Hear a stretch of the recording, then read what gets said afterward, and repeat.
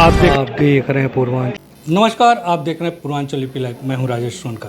आज हम बात करेंगे बच्चों और महिलाओं में कैल्शियम की कमी से होने वाले रोग के बारे में। इस रोग के बारे में चर्चा करने के लिए हमारे साथ हैं हड्डी रोग एवं स्पाइन रोग विशेषज्ञ प्रोफेसर डॉक्टर रहमत अली जी से। बात करते हैं डॉक्टर रहमत अली से। डॉक्टर साहब, आपका पूर्वांचल यूपी लाइव में पहले हम बात करना चाहेंगे कि बच्चों में कैल्शियम की कमी से क्या रोग होता है। ऐसे तो कैल्शियम की जहाँ तक सवाल है, कैल्शियम तो हर उम्र के लोगों में कमी पाई जाती है, ख़ास तौर से हमारे कंट्री इंडिया में, जहाँ पे अवेयरनेस की कमी है और कैल्शियम प्रोडक्ट्स ख़ास तौर से मिल्क और मिल्क प्रोडक्ट्स की यहाँ पे शॉर्टेज है या कमी है। उसकी वजह से जहाँ तक बच्चों की बात है, बच्चों में भी कैल्शियम की काफ़ी कमी होती है और उस कमी की वजह से बच्चों में एक स्पेशल नाम की बीमारी हम लोग कहते हैं, जिसको रिकेट्स बोलते हैं। ये रिकेट्स कैल्शियम की कमी से होती है, ख़ास तौर से बच्चों में होती है और उन बच्चों में होती है जिन बच्चों को धूप में कम से कम रहने का मौका मिलता है। पुराने ज़माने में या गांव के लोग आज भी बच्चों को धूप में ले जा कर के उसकी तेल वगैरह से, बच्चों की दादी वगैरह ख़ास तौर से तेल की मालिश करती हैं। उस मालिश का तात्पर्य यही है कि मसाज भी हो, साथ ही साथ सूरज की जो किरणें है ना स्किन पे, खाल पे पड़ती है त्वचा की, तो उससे जो है कैल्शियम का बनना होता है। एक तो वो आजकल वो अवेयरनेस ख़त्म होती जा रही है और बच्चों में इस तरह से मसाज सूरज की रोशनी में करने का धीरे धीरे प्रचलन ख़त्म होता जा रहा। नंबर दूसरी बात यह है कि कैल्शियम जो है बच्चों को कम मिल पाती है, या तो माँ जो है बहुत अर्ली जो है उनका दूध पे रोकथाम कर देती हैं, या बाज़ार से भी अगर कोई दूध वगैरह मिलती है तो सबको पता है कि मिलावट होता है और उसमें पानी की मात्रा ज़्यादा होती है, इसलिए कैल्शियम की कमी रह जाती है और जिसकी वजह से ये रिकेट्स बीमारी ख़ास तौर से बच्चों में होती है। जैसा आपने कहा कि बच्चों में रिकेट्स बीमारी होती है, ये बीमारी कितने उम्र से और कितनी उम्र तक के बच्चों में हो सकती है? एक्चुअली जैसा कि मैंने बताया कि जो बच्चे पैदा होते हैं और शुरू से ही उनके घर के लोग, बूढ़े बुज़ुर्ग जो होती हैं, वो मसाज, तेल की मालिश, सूरज की रोशनी, तो ये बीमारी जैसे ही बच्चा पैदा होता है तभी से हो सकती है।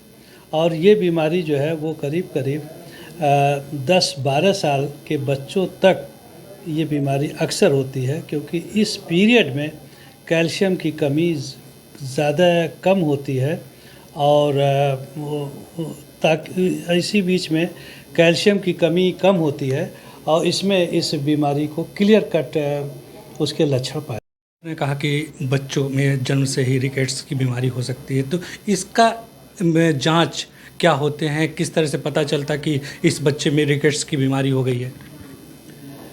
ऐसे तो जांच तो विषय तो आता ही आता है, लेकिन मैं चाहता हूं कि लक्षण मैं बताऊं जी। कि कोई बच्चा आया और हम लोगों के पास, ख़ासतौर से हम जैसे डॉक्टर्स के पास, ऑर्थोपेडिक सर्जन्स के पास, तो उसके लक्षण क्या होते हैं। और कुछ लक्षण ऐसे हैं जो घर वालों को भी दिमाग में रखना चाहिए कि अगर बच्चे में इस विभिन्न तरह की उसमें जो है वो डिफॉर्मिटी या कुछ चेंजेस शरीर में आते हैं, तो दिमाग में आना चाहिए कि ये कैल्शियम की कमी से, जिसको रिकेट्स कहते हैं। जैसे अगर कोई बच्चा रिकेट्स से प्रभावित है तो उसमें जो हेड टू बॉटम करके जो शरीर में चेंजेज आते हैं वो होता है, जैसे सर जो होता है वो बॉसिंग टाइप का होता है, यानी फोर हेड जो है वो बिल्कुल चपटा टाइप का होता है, मतलब चपट जाते हैं। हाँ, चिपक जाता है। नहीं, चपटा टाइप का होता है। दूसरी चीज़ ये है कि सर थोड़ा सा औरों के मुकाबले में थोड़ा साइज़ उसकी बड़ी हो सकती है। जी। तीसरी चीज़ ये है कि अक्सर ये देखा गया है कि दांत बच्चों में लेट से निकल रहे हैं कुछ बच्चों में, तो उसकी वजह होती है कैल्शियम की कमी। साथ ही साथ ये भी है कि कभी कभी क्या होता है, सीने की हड्डियों में छोटी छोटी गांठ पड़ जाती है, तो उसको कहते हैं हम लोग, और इस तरह से गांठ पड़ती है वो गले के और नीचे सीने की हड्डी में कि वो जैसे माला टाइप का वो नज़र आता है, तो जिसको हम लोग रिकेटिक रोजरी बोलते हैं। इसी तरह से जो चेंजेज आते हैं कि वो जो कलाई की जो हड्डी होती है जिसको रेडियस और अल्ना हम लोग बोलते हैं, उसमें भी हड्डियां थोड़ी सी किनारे में बढ़ जाती है और थोड़ी सी उसमें लगती है कि सूजन आ गई है या हड्डी बढ़ रही है। वो भी एक फीचर है कि रिकेट्स होने का। साथ ही साथ कभी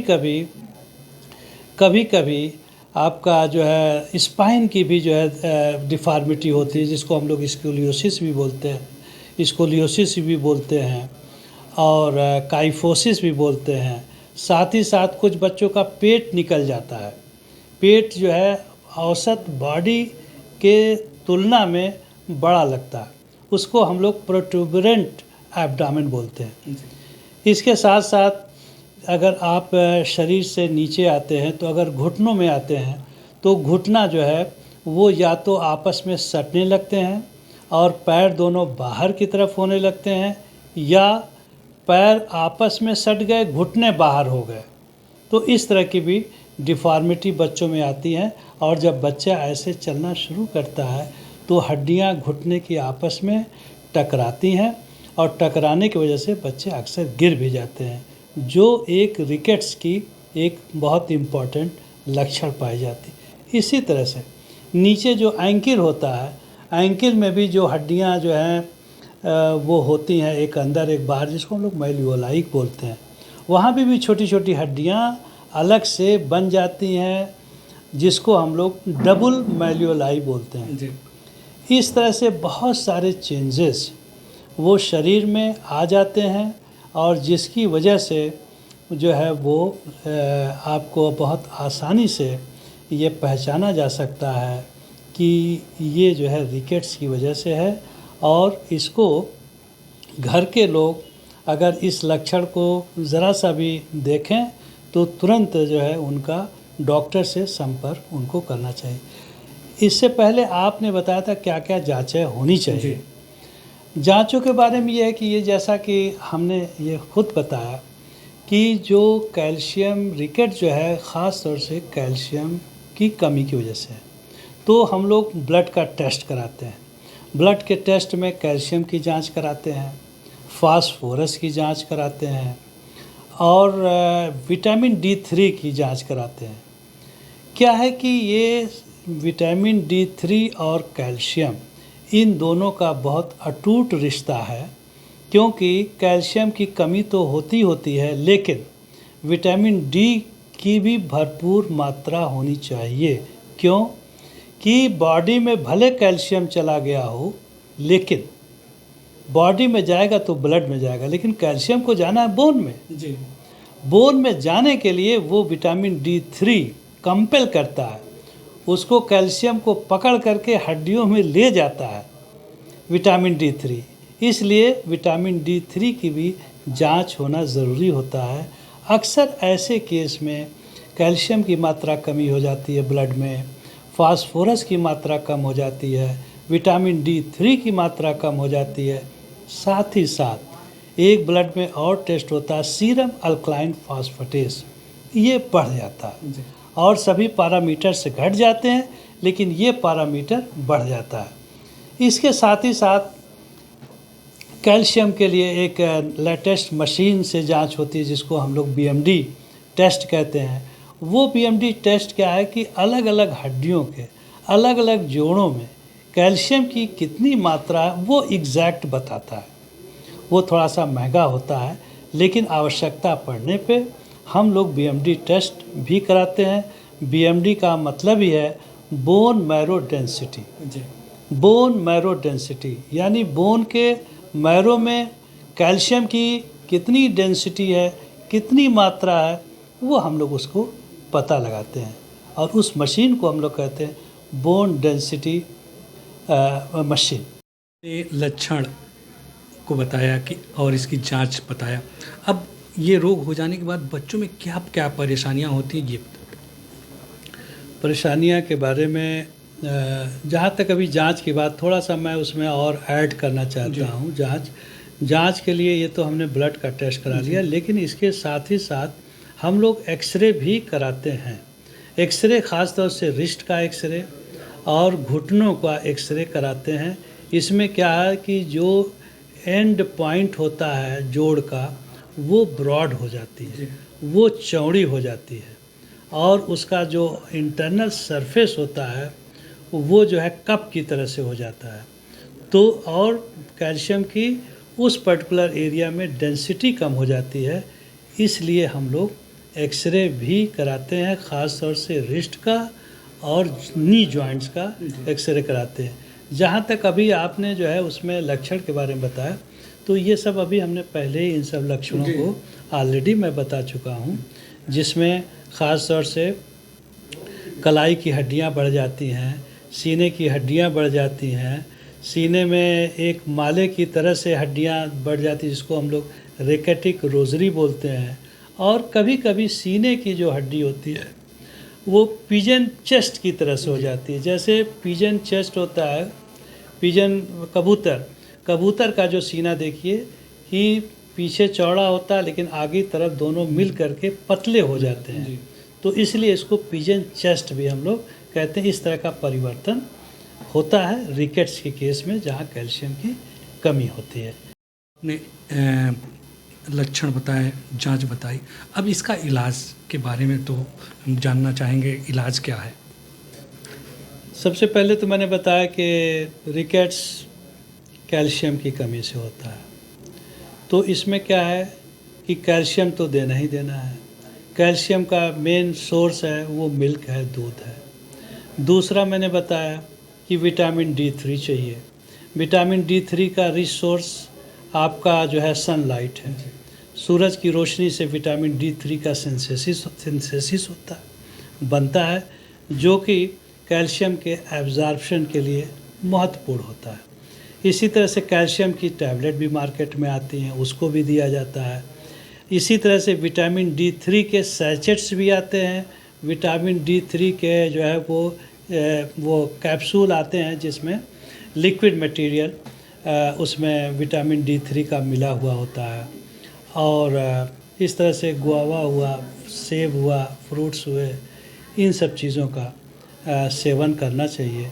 और last but not least, exercise, व्यायाम, तो हर बीमारी का इलाज। डॉक्टर रहमत अली जी ने बच्चों में कैल्शियम की कमी से जो रोग होता है उसके बारे में बताया, उसके इलाज के बारे में बताया। अब डॉक्टर साहब से जानना चाहेंगे कि महिलाओं में कैल्शियम की कमी से किस प्रकार के रोग हो सकते हैं? जी, जहाँ तक अभी मैंने बच्चों के बारे में बताया कि कैल्शियम की कमी से रिकेट्स बीमारी होती है, इसी तरह से औरतों में, लेकिन ख़ास तौर से 18 से लेकर के 40 साल की औरतों में बहुधा करके कैल्शियम और विटामिन D3 की कमी पाई जाती है। और बहुत सारी महिलाएं हमारे OPD में आती हैं, कहती हैं साहब, डॉक्टर साहब, हमारे पूरे शरीर में दर्द रहता है, हड्डी हड्डी में दर्द रहता है, जोड़ जोड़ में दर्द रहता है, मांसपेशियों में दर्द रहता है। तो ये जो है बीमारी कैल्शियम की कमी से इन महिलाओं में हम लोग ऑस्टियोमलेशिया बोलते हैं। ऑस्टियोमलेशिया का मतलब यही हुआ कि हड्डी कमज़ोर हो जाना। जो लिटरल मीनिंग है वो osteo means bone, Malaysia means कमज़ोर हो जाना, वीक हो जाना। कहने मतलब हड्डी कमज़ोर हो जाना, और हड्डी कमज़ोर होने की वजह से कैल्शियम विटामिन D3 की कमी से इस तरह की औरतों में आपके जो है जोड़ों में, मांसपेशियों में ये रातों दिन ये दर्द बना रहता है। इसके साथ ही साथ आखिर में बाद में जो है ये कुछ हड्डियों में, कूल्हे की जोड़ों में बहुत सारे चेंजेस, परिवर्तन होते रहते हैं इस बीमारी की वजह से। तो अगर ये नेगलेक्टेड केस हैं, उनका वक्त पे सही इलाज नहीं हुआ, तो एक तरफ दर्द तो शरीर में रहता ही रहता है, दूसरी तरफ जब वो चलती हैं महिलाएं, तो उनका गेट, चलने का तरीक़ा वो चेंज हो जाता है। उसको हम लोग जैसे बत्तख चलते हैं उस तरह से उनकी चाल हो जाती है, और बत्तख के चलने को हम लोग उसके एक स्पेशल टाइप का गेट कहते हैं, दैट इज़ कॉल्ड वैडलिंग गेट। बत्तख की तरह से उनकी गेट और चाल हो जाती है। अगर नेग्लेक्टेड केसेस हैं, अगर उनका सही समय पे इलाज नहीं हुआ तो इस तरह से ऑस्टियोमलेशिया इनको हो जाती है। तो और इसके अलावा जो है कभी कभी कैल्शियम की इतनी कमी हो जाती है कि आपने देखा होगा टाँस लग जाती है, बहुत लोगों में टाँस लग जाती है, कहते हैं टाँस लग गया। तो वो जब कैल्शियम की बहुत मात्रा कम हो जाती है तो वो जो है वो कॉन्ट्रैक्शन होता है मसिल का, एक फ्लिकी सडन कॉन्ट्रैक्शन मसिल का होता है, बहुत पेनफुल होता है, और उसको मेडिकल टर्म में हम लोग टिटनी बोलते हैं। एक टेटनस अलग हो गया बीमारी, कटने पीटने से होता है, लेकिन ये कैल्शियम की बहुत कमी से, विटामिन D3 की बहुत कमी से उसको टिटनी कहते हैं, जो सडन मसिल का कॉन्ट्रैक्शन होता है फॉर फ्यू मिनट्स, और उसमें बहुत पेनफुल होता है। तो इस तरह की कैल्शियम की कमी से ये दिक्कतें आती हैं। से महिलाओं में जिस तरह की परेशानी होती है उसके बारे में बताया, अब इसके इलाज के बारे में जानकारी दें। जहाँ भी कैल्शियम की कमी है तो कैल्शियम को पूरा करना है। कैल्शियम को पूरा करने के लिए या तो कैल्शियम टैबलेट चाहिए, फिर हमने बताया सनलाइट, धूप की रोशनी, चाहे वो महिला हो चाहे बच्चा हो, सबको ज़रूरत है। अल्ट्रावायलेट रेज़ होते हैं सूरज की रोशनी में, और जो हमारे स्किन में जो विटामिन D3 जो एक्टिव फॉर्म में नहीं होता है, अल्ट्रावायलेट रेडिएशन पड़ने से वो विटामिन D3 एक्टिव फॉर्म में हो जाता है, और जब एक्टिव फॉर्म में हो जाता है तो जो भी हम कैल्शियम लेते हैं बॉडी में, चाहे कैल्शियम टैबलेट हो, चाहे वो दूध के माध्यम से हो या मिल्क प्रोडक्ट के माध्यम से हो, तो वो क्या करते हैं विटामिन D3 बोन में ले जाते हैं। क्योंकि जो भी कैल्शियम है हमारे बॉडी में उसमें 98% कैल्शियम हमारे हड्डियों में होता है, सिर्फ मात्र 2% हमारे ब्लड में होता है। इसका मतलब यह है कि कैल्शियम ज़्यादा से ज़्यादा मैक्सिमम या कहिए 100%, अगर 2% ब्लड में है, 98% बोन में, तो इसका मतलब 100% सभी के सभी कैल्शियम बोन में ही होते हैं। तो इसलिए जहाँ कैल्शियम की भी ज़रूरत को पूरी करना है, विटामिन D3 को, क्योंकि मैं पहले ही बताया कि कैल्शियम मान लीजिए बहुत ज़्यादा भी हो बॉडी में, लेकिन अगर विटामिन D3 वो कैरियर है, वो जब तक कैल्शियम को बॉडी ब्लड से खींच करके बोन में नहीं ले जाएगा तो भी वो जो है यूज़फुल नहीं रहेगा। इसलिए कैल्शियम की भी ज़रूरत है, विटामिन D3 की ज़रूरत है, और आपका मिल्क और मिल्क प्रोडक्ट की ज़रूरत है, रेज़ की ज़रूरत है, अल्ट्रावायलेट रेज़, सूरज की रोशनी, और साथ ही साथ एक नियमित व्यायाम की ज़रूरत इसमें पड़ती है। अभी हम बात कर रहे थे डॉक्टर प्रोफेसर रहमत अली से, बच्चों में और महिलाओं में कैल्शियम की कमी से क्या रोग होते हैं, किसके क्या इलाज होते हैं, इसके बारे में डॉक्टर साहब ने बहुत विस्तार से जानकारी दी और बताया कि सबसे कमी एक कैल्शियम की कमी से विभिन्न प्रकार के रोग होते हैं। इसके लिए खान पान पर विशेष ध्यान देना चाहिए और सूर्य के प्रकाश का विशेष महत्व होता है। पूर्वांचल यूपी लाइव के लिए मैं राजेश हूँ।